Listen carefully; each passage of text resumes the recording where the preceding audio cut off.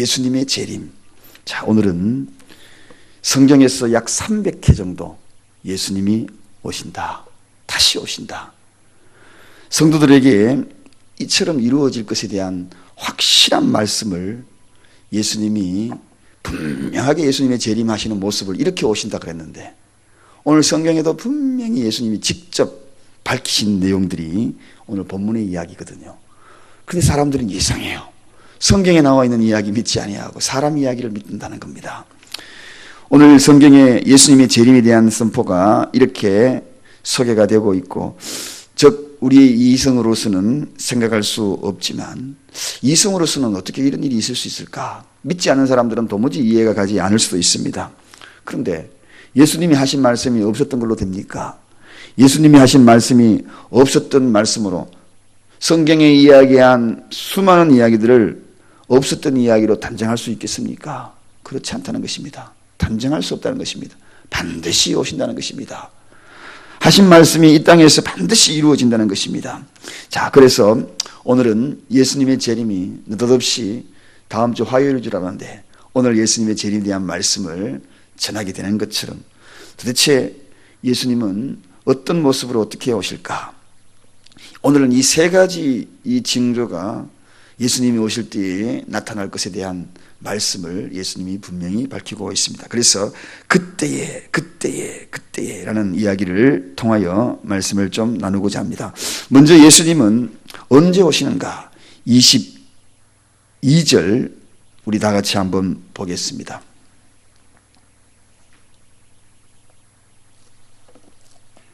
아, 24절입니다. 자, 우리 다 같이 읽겠습니다. 시작. 그때에 그 환난 후, 거기까지 합니다. 그 환난 후. 그렇습니다. 환난 후에 주님이 오신다는 것입니다. 마지막에 전에도 볼 수 없었고 이후에도 볼 수 없었고 창세 이후로 볼 수 없던 큰 대환란이 있을 것이다. 그리고 그 환난 후에 주님이 오신다는 것입니다. 여러분, 마찬가지 예수님이 오실 이 환난 이후에 오신다는 것이 명쾌하게 성경에 소개가 되고 있지요. 그렇다면 우리가 이 환난 때에 크리스천들은 어떻게 되는가? 이런 환난이 우리에게는 큰 소망이다. 우리에게는 비록 환난이 될지라도 성도들에게는 큰 소망이다. 예수님이 환난에 대해서 언급한 것은 왜 이 환난을 언급했을까요? 성도들에게 이 환난이 있을 것이라는 것을 왜 먼저 우리 앞에 23절이지요. 모든 일을 너희에게 미리 말하였노라. 미리 왜 이런 이야기를 하실까요? 이런 환난이 성도들에게는 큰 소망이기 때문에 그래서 이 환난에 대해서 미리 이야기해 주는 겁니다. 결코 환난을 그래서 두려워하지 말고 결코 이 환난에 대해서 절망하지 말라는 것입니다. 왜냐하면 성도들은 이 환난을 능히 이길 수 있는 그러한 인내, 그것을 통하여서 믿음을 이룰 수 있도록 주님은 우리에게 바로 이 믿음을 연단하여서 반드시 그런 것들을 이길 수 있도록 하시겠다는 것입니다. 그러므로 여러분, 사소한 환난들 잘 이겨내시기를 바랍니다. 그래서 우리는 바로 이 환난을 이길 수 있는 그러한 힘을 가졌기 때문에 그래서 우리에게는 소망이 되는 겁니다. 또 이 환난 때에 주님에 대해서 더욱더 우리가 대비를 해야 하는 것입니다. 어제 참성도에 대해서 말씀을 잠깐 나눴습니다만 진짜 이런 환난이 닥칠 때에 진짜 성도가 가려지기 때문에 그래서 우리가 대비를 잘 해야 돼요. 연단할 때마다 대비 잘하고 결과적으로 그 대비하는 가장 궁극적인 것이 뭘까요? 내 믿음을 보살피는 거죠. 내 믿음이 막 흔들릴 때마다 아니 왜 이런 환난이, 왜 이런 믿는 사람에게 나에게 이런 고통이, 이러면서 자꾸 불신의 생각이 들어가는 것, 그런 불신의 생각을 떨쳐버리는 것입니다. 그런 것들 통하여 오히려 더 진리의 말씀으로 든든히 무장하라는 겁니다. 이런 환난 후에 주님이 오시기 때문에 그런 환난을 견뎌내야지. 그래야지 능히 주님의 혼인잔치에 그렇게 참여할 수 있다는 것입니다. 또 환난 때에 주님께 정신 차리고 돌아오라고, 그럴 때 이 환난이 필요한 겁니다. 엄밀히 말하면 이 환난은 하나님의 사랑의 예시입니다. 그렇습니다. 때로는 우리가 하나님 앞에 매를 맞지요. 사랑의 매, 우리 믿음의 사람에게는 사랑의 매가 될 수 있는 것입니다. 환난 닥치거들랑 정신을 번쩍 차리고 더욱더 주님 가까이에 돌아가야 되는 그러한 시간이구나. 행여나 하나님 앞에 잠시 떠났던 자들이 이런 환란 만나가지고 돌아오는 경우 종종 있거든요. 저 주위에도 그런 분 참 많아요. 어려운 위기 있을 때에 그때 정신 차리고 돌아오는 사람 참 많아요. 육체의 질병이라든지 환경의 위기라든지 그런 환란, 그것은 결국 무엇인가? 하나님의 사랑의 예시라는 것입니다. 그를 통하여 돌아오라는 하나님의 은혜의 징표가 바로 이 환란이 될 수 있다. 그렇습니다. 어쨌든 간에 이런 큰 환란, 이런 환란 후에 주님이 오신다는 것입니다. 자, 그 다음에 계속해서 읽습니다. 자, 시작. 해가 어두워지며 달이 빛을 내지 아니하며, 또 계속 읽습니다. 시작. 별들이 하늘에서 떨어지며 하늘에 있는 권능이 흔들리리라. 여러분, 주님의 재림할 때는 어떤 정상이 나타난다고요? 천재에 대한 이상이 나타난다는 것입니다. 그렇습니다. 오늘 이 시대에 많은 사람들이 내가 예수라, 재림 예수라 곳곳에서 이야기를 많이 하고 있지만 결국은 주님이 오실 그때는 천재의 아주 권능이 흔들리는 그런 일들이 일어날 거라는 것입니다. 우리가 확실히 알 수 있는 것은 주님이 재림 때에 자연계에 대혼란이 있을 거라는 겁니다. 성경에 나와 있지 않습니까? 분명히 주님이 말씀했지 않습니까? 그때는 이런 일이 있을 것이라고. 단순히 부분적인 기상변화가 아닙니다. 부분적으로 저 미국에 허리케인이 와서 수많은 사람이 희생을 당했다. 저 중국에 큰 대지진이 와서 수천 명이 목숨을 잃었다. 국지적으로 지역적으로 일어나는 일들이 아니라는 것입니다. 전체적으로 천재지변에 이상이 올 거라는 겁니다. 하늘에 있는 권능이 흔들린다. 자, 이게 재림의 주님이 오실 그때에 바로 이런 일들이 일어날 것이라는 것입니다. 여러분, 고대에 자연 숭배하는 사상들이 참 많이 있었습니다. 신성지 시대에 왔고 오늘 이 시대에도 자연을 숭배하려고 했던 그런 자들이 참 많습니다. 그 가운데에 제일 자연을 숭배의 대상이 되었던 것이 바로 하늘의 태양, 즉 하늘의 별, 이런 것들이었습니다. 그런데 그 찬란한 빛들이 빛을 잃어버릴 것이다. 세상의 모든 피조물의 대표성을 띠고 있는 것들이 흔들리게 될 것이라는 것입니다. 역시나 우리가 믿었던 것은 세상에 아무것도 없음을 보여주는 것이 바로 마지막 때 주님의 징조입니다. 이제는 오직 믿어야 될 대상 하나밖에 없음을 선포하는 겁니다. 인간이 가장 믿고 인간이 가장 의지하려고 했던 그 모든 것들이 빛들이 떨어질 것이고 흔들릴 것이라는 것입니다. 찬란한 빛들이 빛을 발하지 못할 것이라는 것입니다. 하나님의 권능 앞에는 그 어떤 것들도 설 수 없음을 보여주는 것입니다. 바로 이런 일들이 마지막 때에 그때 일어날 것이다. 사랑하는 여러분, 그러므로 오늘 이 시대에 많은 사람들이 내가 예수라고 재림했다고 300여 명이 이야기하고 있지만 거짓인 것이 확실하지 않습니까? 천재지변에 이러한 이상과 징후들이 있을 것인데 그 이후에 주님이 오신다는, 권능이 흔들리면서 주님이 오시겠다는 것입니다. 자, 그 다음에 가장 소중한 것입니다. 그 다음에 26절 한번 읽어보겠습니다. 세 번째 징조가 어떤 징조가 있는지 우리 다 같이 읽겠습니다. 시작. 그때에 인자가 구름을 타고 큰 권능과 영광으로 오는 것을 사람들이 보리라. 그렇게 소개하고 있습니다. 자, 오늘 이러한 엄청난 일이 있었는데 우리 다 같이 그 다음 절도 한번 읽어보겠습니다. 시작. 그때에 27절 시작. 또 그때에 제가 천사들을 보내어 자기 택하신 자들을 땅 끝으로부터 하늘 끝까지 사방에서 모으리라. 여러분, 예수님의 재림은 동시에 모든 사람이 일시에 목격하게 될 것이라는 것입니다.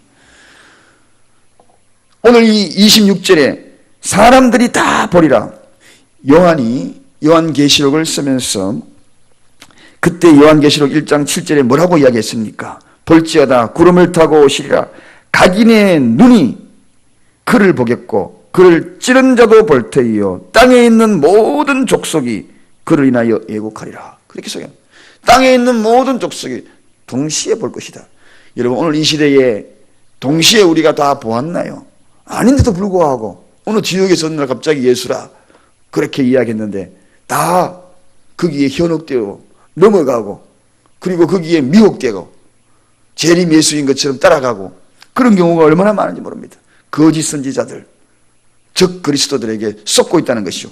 오늘 분명히 이야기하지 않습니까? 그때에 많은 사람들이 동시에 다 보고 그때에 천사들이 자기 백성들을 다 땅끝에서부터 불러 모을 거다. 여러분, 사람들이 다 본다 그러니까 제가 고등학교 때 이 문제에 대해서 고민을 많이 했어요.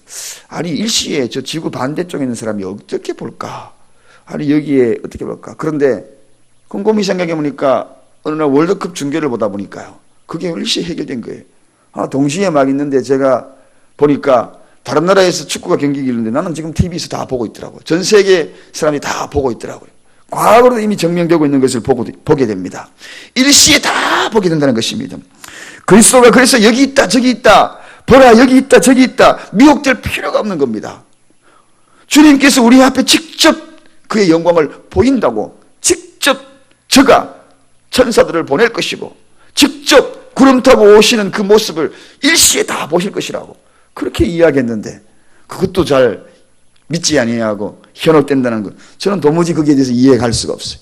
도무지 그게 현혹되는 것 자체에 이해할 수가 없는 겁니다. 여러분 이처럼 예수님은 영광으로 오십니다. 26절 다시 한번 봅니다. 26절 넘어가 보겠습니다. 다시 한번 읽습니다. 시작. 그때에 인자가 구름을 타고 큰 권능과 영광으로 오는 것을 사람들이 보리라. 여러분 예수님이 영광으로 오신다. 큰 권능과 영광으로 오신다. 이것은 예수님의 초림 때와 너무나 다른 모습입니다. 대조적이지요.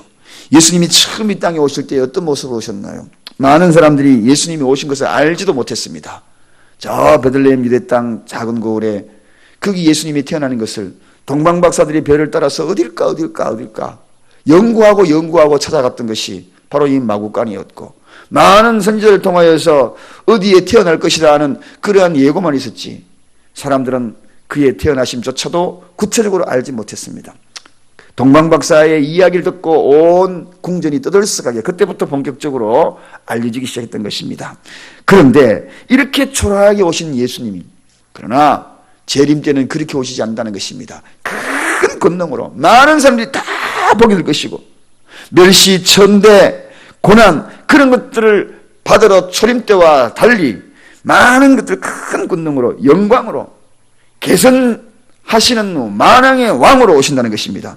그래서 그 앞에 무릎 꿇지 않은 사람들이 아무도 없다는 것입니다. 모두가 두려워하게 될 것이라는 것입니다. 예수님이 바로 이렇게 오셔서 재림주로 오신다 그랬는데 오늘 이 시대에 어찌 재림주가 300여 명이나 넘는다고 우리나라에서도 그것만 그렇게 쏟고 있는지 이해가 갈 수 없는 것이 오늘 이 분명한 말씀을 통하여 우리에게 보여주고 있습니다. 자, 그렇습니다. 여러분 앞으로도 이런 일들이 있을 때마다 요즘도 가끔씩 우리 교회에 그런 사람이 출입을 하려고 그런 사람들이 가끔씩 교회 대문에 기웃기웃거리는 사람들이 있어요. 그런 사람들이 행여나 말씀에 대해서 이해를 하지 못한다면 오늘 이 말씀으로 분명히 깨우쳐주고 싶어요. 누가 재림 예수인지. 자, 그렇습니다. 그날은 그럼 우리에게는 어떻게 되는가?